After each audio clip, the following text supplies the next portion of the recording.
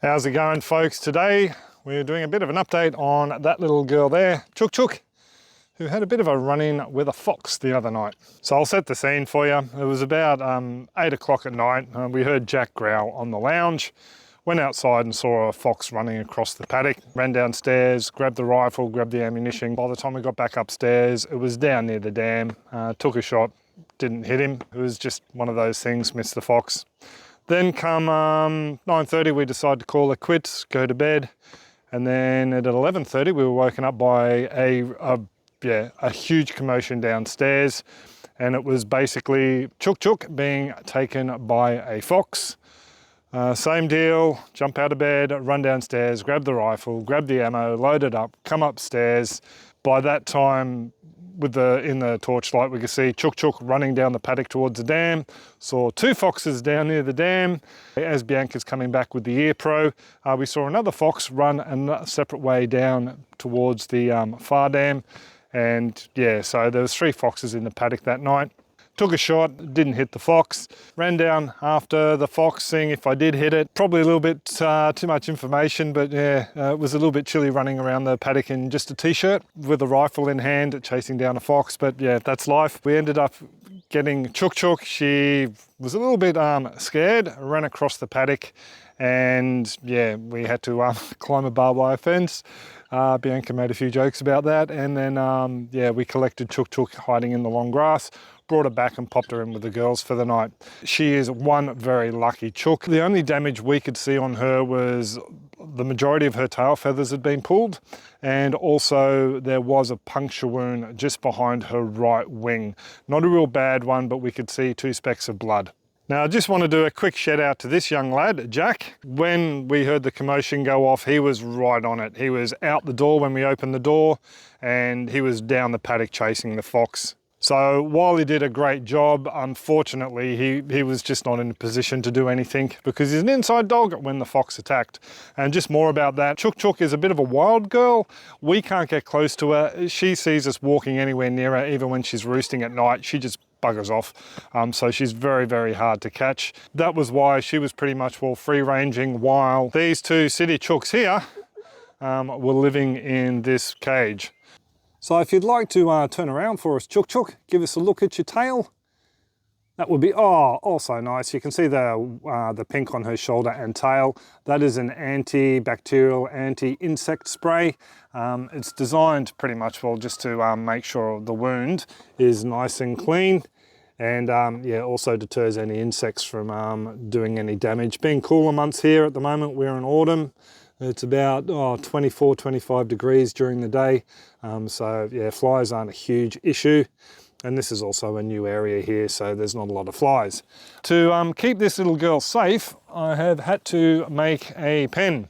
So this chicken pen is made up using the star pickets that we purchased to redo the goat yard, but seeing as we're not getting goats just yet, I'm just using it here for a temporary pen. This pen, by the way, is in no means supposed to be fox proof. I'm not going to the trouble of digging out half a metre or down in the ground to create a barrier so foxes can't dig in, and all that for a temporary pen. So I'm just weighing it down on the outside with timber for now to stop these ladies from getting out, and they're locked up securely in the night pen here. So down the line, we will end up making a more secure pen for them. The wire, very lucky, I thought I might have to go out and buy some, is remnants from the old chicken pen over the back there that we tore down a couple of weeks ago. That pen, by the way, was in no way fox proof at all. It didn't even have bits weighing down the bottom of the wire, and there were gaps where they could enter into that pen through the old tunnel over there, green tunnel. The chickens here just used to free range with the old owners. I don't know if the foxes are a new problem or they're long term. But yeah, definitely need these city ladies to stay safe. The guinea fowl, they're generally fine because they've still got their flight feathers and can fly. They escape up trees and things like that, so those guys can look after themselves.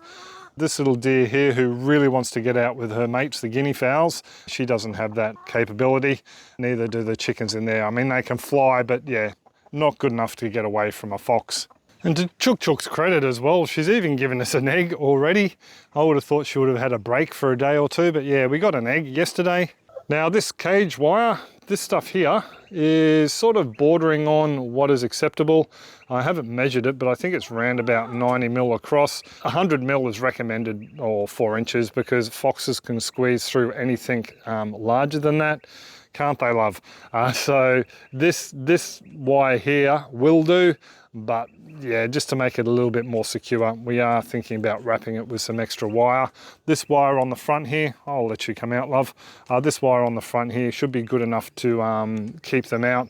It also helps that it's off the ground here. Oh, we're coming out, are we, ladies? It also helps that we're off the ground here, so harder for them to get up and in. And also that ramp comes down at night time as well, so they don't have access through the front here. I have been told that a really determined fox could possibly chew through something like this, the finer wire, especially some of this rusty stuff. So I will be getting another layer and wrapping that around the front as well, just to make sure that, yeah, they can't chew through there. Hey Chookies! Just to give you a look at how it's set up at the moment, you've seen the feeder on the outside, and we have a day watering bucket so they don't have to keep jumping up and down. And we also have 2 little water containers on the inside, one there, one over there. They're from the boys, the guinea pigs. And I think that feeder came with the chickens. That's what the supplemental feeder Bee's mum had. They used to just free range her property, so had heaps of grain and access to grubs and bugs and stuff. So that's how it's set up in here, just for the night pen. And then when they come out during the day, they have access to that, plus the feeder, plus this little tub here. Now the plans for Fort Chookington, I was going to make this all fox-proof and hunky-dory here.